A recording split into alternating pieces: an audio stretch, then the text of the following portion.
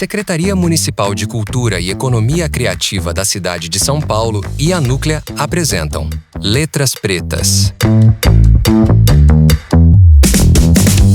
Sejam todos e todas muito bem-vindos ao Letras Pretas, o programa que mergulha na literatura produzida por autores da comunidade negra, através do olhar, da escuta e da escrita de quem a constrói. Eu sou o Max, apresentador, e junto com a minha parceira de apresentação, Paloma Santos. Salve, salve, simpatia! Isso mesmo, meu parceiro Max. Eu sou Paloma Santos e é um privilégio estar nessa roda dividindo histórias, ideias e palavras. Hoje, nosso episódio é sobre o livro Xamalu Ayana. E quem nos acompanha nessa conversa é a pessoa preta responsável pela obra. Ela, Sônia Rosa. Muito obrigada pela presença. Tudo bem com você, querida? Tudo bem, maravilhoso. Muito feliz de estar aqui. Já agradeço, já de primeira, de vocês considerarem, né, que eu tenho algo, né, a trocar, a colaborar, né, dentro da minha obra, da minha forma de pensar, dos meus estudos, das minhas pesquisas. Estou muito feliz. Muito obrigada, viu, gente? Nós não estamos só, viu, Sônia? A gente não está sozinho aqui, não. Nós temos um companheiro nesse programa, alguém que vai nos ajudar e aprofundar o papo completamente, hoje e sempre, aqui no nosso programa. Eu estou falando dele, que é jornalista e leitor atento, Juca Guimarães. Salve, Juca! Como que você está, meu parceiro? Salve, Max! Tudo bom? Salve, Paloma! Sônia, é muito bom falar contigo. Estou muito feliz aqui de poder falar sobre essa obra maravilhosa que é o Xamalu Ayana. É um livro muito, muito bonito, é sensível, e eu acho que você tem uma potência muito forte em relação à literatura infantil, falar para as crianças sobre o universo infantil. A gente queria começar falando um pouco sobre isso. Como você começou a falar, pensar no seu trabalho literário com foco no mundo infantil, na literatura para criança e sobre crianças também? Eu sou professora, né? Eu sou uma mulher negra de pele clara, nasci numa família muito modesta, onde não tinha nem livros na minha casa, mas tinha uma grande riqueza, que era de histórias, que era a oralidade. Minha mãe, uma mulher baiana, que veio do Rio de Janeiro, né, para ser empregada doméstica aqui na casa de um médico, isso quando ela tinha 16 anos, e ela trouxe um repertório no coração e na cabeça de histórias, de acontecimentos familiares, e eu passei a minha vida inteira ouvindo essas histórias. Isso me deu muita intimidade com a palavra. Mas o que eu queria ser era professora, né? E fui fazendo esse exercício com a palavra falada, a palavra cantada, a palavra escrita, e sendo professora, quando eu cheguei a ser professora e fui professora pública, eu já tinha assim, várias poesias, cartas de amor, diários, então eu já estava assim, muito íntima. E trazia para minhas turmas de alfabetização aqui no Rio de Janeiro. Então eu contava histórias para os meus alunos todos os dias, para que eles tivessem a mesma intimidade com a palavra que eu aprendi dentro da minha casa, né? O brinquedo cantado, a trova-língua, as pequenas poesias rimadas, as adivinhações, os provérbios. E aí, um dia eu percebi que eu também poderia oferecer para os meus alunos algo que eu inventasse. E foi aí que, no ano de 1988, eu escrevi O Menino Nito, que é o meu primeiro personagem, que é um menino negro, protagonista, e eu só consegui publicá-lo em 95. Por isso que eu faço 30 anos de carreira. Então, eu tenho muita alegria de dizer que a minha formação foi dentro de uma perspectiva da oralidade, que é dos valores civilizatórios afro-brasileiros, que a Zoilda Trindade, né, falava, porque em algum tempo da minha vida, isso me criou um incômodo de crescer numa casa sem livros, já eu sendo uma escritora, uma mulher, né, pesquisadora, que vivo dentro de uma ambiência letrada, de uma ambiência, né, onde o livro faz parte do show, e isso me incomodava, até que, aprofundando os meus estudos, entendendo um pouco mais o meu lugar no mundo, eu entendi que aquilo que, em algum momento histórico, né, da minha vida, me causou um incômodo, hoje foi de fato, e é de fato a maior riqueza. E quem me lê vai ver essa marca de oralidade dentro dos meus textos, desde o Menino Nito, em que eu escrevi em 88 e publiquei em 95. E enquanto eu aguardava a publicação deste livro, correndo atrás, entendendo como é que fazia para ser escritora, porque eu não tinha nenhuma rede de escritor, nenhum familiar, né? Era gente muito simples, que vivia uma vida muito modesta. Então, enquanto eu aguardava, mandando para as editoras, eu ia inventando outras histórias e ia também tendo outros filhos, porque quando eu escrevi o Menino Nito, eu tinha um, e ao longo eu tive mais 2. Então, é assim, e todo esse caminho de ser uma escritora em que traz para dentro da minha obra personagens negros em protagonismo, isso foi algo também que foi acontecendo, primeiro de uma forma muito espontânea, mas o mercado editorial lá no ano de 95 estranhou muito. E eu ouvi indagações muito, assim, até duras, de um questionamento, de um não entendimento. Racistas também, né, Sônia? Racistas também, né? Podemos falar. Racista, com indagações exatamente. Completamente racistas, com certeza. Ô, Sônia, a gente que, só entre nós mulheres, tem um pouquinho de camada de machismo também, né? Porque... E eu tô super encantada porque você falou da oralidade, mas o Juca comentou com a gente que ele percebeu que o livro também é cheio de musicalidade e poesia. É uma identidade que conversa com a gente, que é preta, a gente que é da alegria, da ancestralidade, da oralidade. Essa alegria, eu queria passar a bola pro Juca, porque justamente como ele que trouxe pra gente na reunião de pauta todas essas belezas, né, do seu livro, eu queria jogar essa bola pro Juca para ele trazer essa magia que é o seu livro, né, Juca? Obrigada. Muito obrigada. Tem aqui, pensando na obra, no contexto da infância, né, dessa coisa da falar com uma criança, ler para uma criança, a gente nota nas suas obras esse seu conceito de uma literatura afetiva afro-centrada. O que eu percebi também é que tem essa coisa da música, né? A Ayana, ela tem uma canção em que cada personagem do livro canta de um jeito, o pai canta de um jeito, a mãe canta de outro, o irmão Matias canta de outro. Essa oralidade que você fala do seu aprendizado, de contar histórias e conhecer as histórias das pessoas do seu entorno, tá nessa obra, tá no Ayana. O Chama a Lua e a Ayana tem muito disso, né? A imaginação dela em relação ao fascínio pela lua e também essa relação dela com a família, a afetividade. E eu vejo numa passagem do livro questão da ancestralidade também, porque ela ganha da avó um presente muito especial. Fala um pouco desse presente que ela ganha da avó e por que você resolveu colocar isso no seu livro. Olha, eu sou uma avó, né? Eu sou uma avó, eu tenho uma netinha que se chama Zuri Rosa, e que vai fazer 4 anos brevemente. E eu acho que a presença dos avós também é uma ideia bastante interessante para a gente, né? Que é essa presença outra desse mais velho, desse respeito, desse carinho transbordante, desse amor sem medida. E quando a avó ela traz essa lua para a menina, é porque ela também faz uma leitura daquele contexto amoroso, da relação dessa neta com a lua, né? Que é a primeira palavra que ela tem uma certa magia dessa relação dessa menina com a lua. E a avó percebe isso. A avó faz essa leitura e ela faz uma almofada mais ou menos do tamanho da menina, para que ela possa vivenciar a experiência dessa concretude de sentir esse amor dessa avó que fez e sentir o amor dessa lua que ela contempla desde que nasceu. Então, são dois sentidos desse presente, né? E vira também um objeto de confiança dela, um objeto de conforto dela, essa almofada, que depois acompanha todo o livro, ela tá com a almofada, arrastando de um lado, abraçada, quer dizer, a avó dá para ela algo que materializa o amor, né? Amor da avó, da família.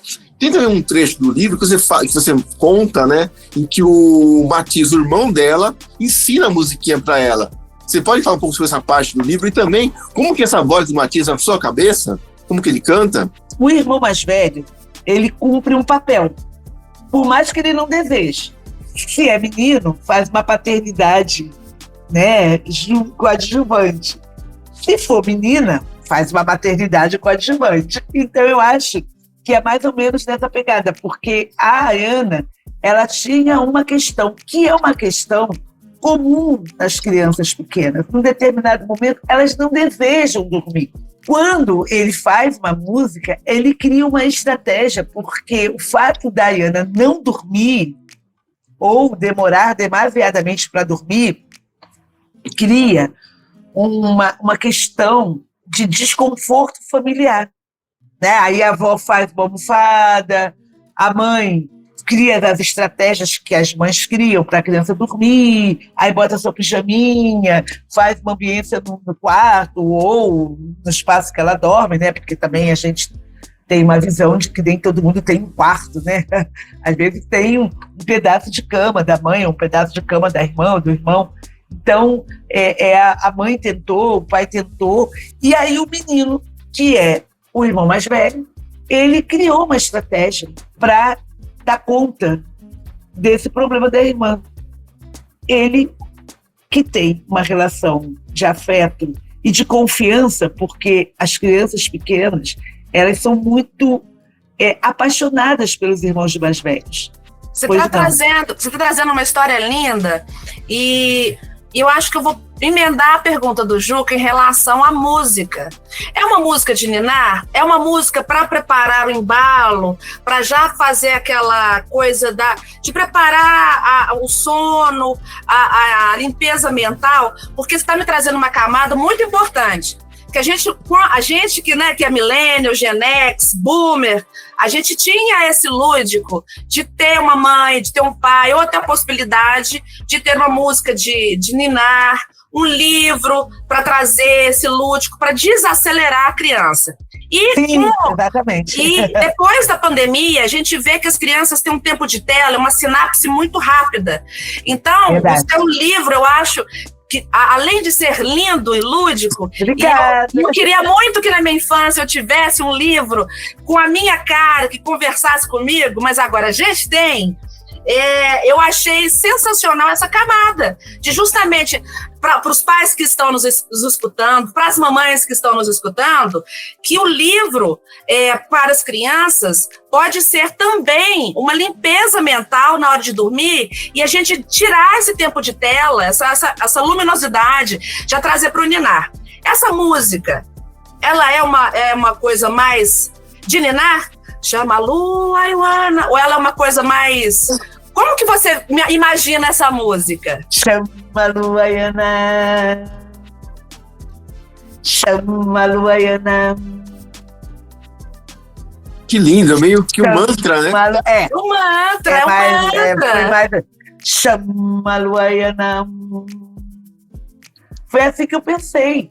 Mas eu queria pegar o que você falou, Paloma, sem a gente sair da temática, das histórias, eu contei e inventei muitas histórias para os meus filhos. Inclusive, tem histórias de criança. Eu tenho um filho chamado Igor, que tem a história, como é bonito o pé do Igor. Tem uma filha chamada Clarice, cadê Clarice? E tem o Rui, lá vai o Rui, que são histórias para crianças bem pequenas que eu fiz quando eles eram pequenos. E, além das histórias que eu fazia, eu inventava músicas. Música para ninar, música para comida, música para passear, música para arrumar bolsa. E eu acho que isso vem de dois lugares. Da minha casa, óbvio, dessa casa cantante, viva, palavras que eu chamo de palavras abraçantes, e também do meu trabalho com escola. Você falou da escola, porque a gente está falando do lúdico das palavras, mas o Juca também comentou comigo que você tem uma parceria para, de forma visual, conseguir levar para as crianças a beleza da história da Chama a Lua, Iwana. Ô, Juca, o que você visualizou, o que você entendeu dessa parceria com o Camilo Martins? Então, Paloma, eu gostei bastante das ilustrações. A capa do livro é muito bonita, né? Mostra esse rosto, né? Tão bonito, tão destaque. E também você vai entender como que você e o Camilo conversaram para chegar às ilustrações do livro. Como que foi esse meio campo aí, esse bate-bola, para ele traduzir em imagens esse universo mágico, né? Misterioso, que você pensou para a história. O Camilo é um parceiro, é um ilustrador de grande capacidade, de grande talento. Ele é aqui do Rio de Janeiro, ele é filho da Georgina Martins, que é uma escritora também bastante talentosa. Então, eu acompanho o Camilo desde que ele era criança bem pequena. E ele se tornou um ilustrador, né? E no trabalho que ele fez com a Iana, ele fez um trabalho assim, bastante interessante, porque, e aí eu queria contar para vocês que o Matias é uma história que veio antes da Iana. Chama O Sol Matias. Eu tenho um livro que tem essa característica, que tem um menino também com a metade e a outra metade é o sol. Agora, a gente tem a metade da Iana, com a outra metade da capa, a gente tem a lua. O Camilo, ele é muito talentoso e muito sensível no que tange as questões raciais. Então, ele entendeu que essa continuação, que não é uma continuação, são histórias bem distintas, no entanto, são histórias de irmãos. Um chamou o sol e o outro chamou a lua. E tem mais ou menos a mesma perspectiva dessa valorização dessa identidade negra. Porque, em última instância, a gente está falando de uma família negra, protagonista, onde temos em Matias um menino que quer ir à praia e que o sol não sai, e o pai e a mãe contam para ele. Chama o sol, Matias. Resolve. E ele vai para a janela e começa a chamar o sol. E o sol aparece. E resolve a vida dele. E ele se sente um herói de verdade. E acaba a história. Eu fiz para o Matias, porque o Matias é meu leitor. O Matias é o filho da Jaqueline, filho do Beto, e eles têm uma perspectiva de uma família, de uma formação importante dentro da literatura, e o Matias, de colo, ele ia aos meus lançamentos, sabe, Juca? E era interessante que eu conheci o Matias no lançamento de livro, depois eu descobri que ele era meu vizinho. E a gente começou a ficar amigo. E eu prometi uma história para ele e escrevi um Chama a Lua, Chama o Sol Matias. Nesse trabalho de produção do Matias, a mãe engravidou. E quando o livro saiu, a criança acabou de chegar. E o Matias, quando veio à minha casa, pro lanchinho, para pegar o livro dele, com beijinhos, o Matias me deu a seguinte tarefa, que é uma coisa de criança, uma coisa do coração. Sônia Rosa, faz uma história para minha irmã. Chama a Lua Iana.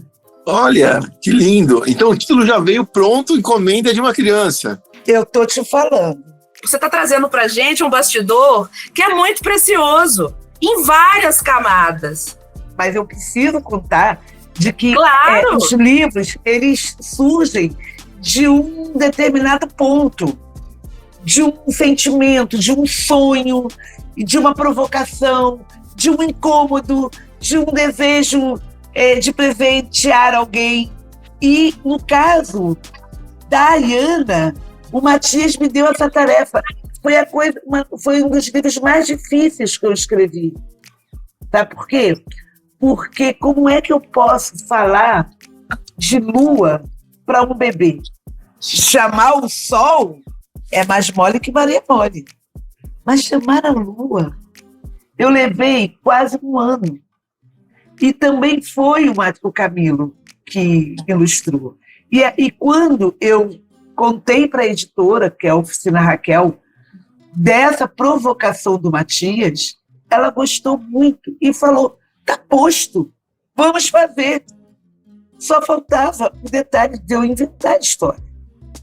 E, como eu disse, todo esse material que está dentro da história, ela foi nascendo dentro do meu coração, foi nascendo dentro da minha cabeça. A presença da avó, eu sempre acho muito importante.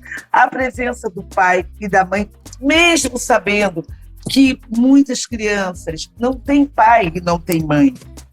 Às vezes só tem pai, às vezes só tem mãe, às vezes não tem nenhum dos dois, vive com uma avó. Mas eu quero apresentar livros que tenham essas características desses afetos. Eu quero colocar um pai amoroso, eu quero colocar um pai presente, eu quero colocar uma família, não de margarina, mas uma família normal, uma família comum.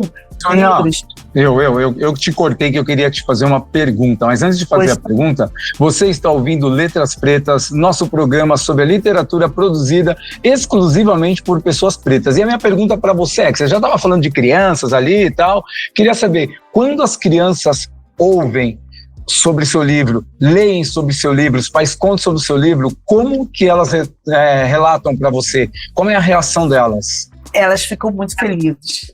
Elas se sentem identificadas. Elas dizem, o menino Nito é igual a mim, o Matias é igual a mim. A Iana, eu tenho penteado da Iana. Elas se identificam muito. E isso me faz, me dá uma alegria profunda, porque eu vejo que eu estou no lugar certo. Elas se sentem muito felizes de entenderem que existe uma literatura que não só sou eu que faço, tá? A gente tem aqui o Sandro Oliveira, a gente tem o Otávio Júnior, a gente tem muita gente bacana escrevendo coisas com personagens negros, com protagonismo negro, e isso é muito importante e a gente deve celebrar esses novos tempos, né? Então as crianças, sabe, Max, ficam muito felizes e elas falam isso. E eu já tive algumas indagações de crianças, não crianças negras, crianças brancas, já algumas vezes, e que me perguntam se nos meus livros não tem crianças brancas. É claro que a gente pode fazer uma leitura de diversas maneiras, né? Porque o racismo e o racismo estrutural atinge todos nós. E o poder, entre aspas, né, da branquitude, que nunca quer perder os seus privilégios, atinge a todos nós, até as crianças.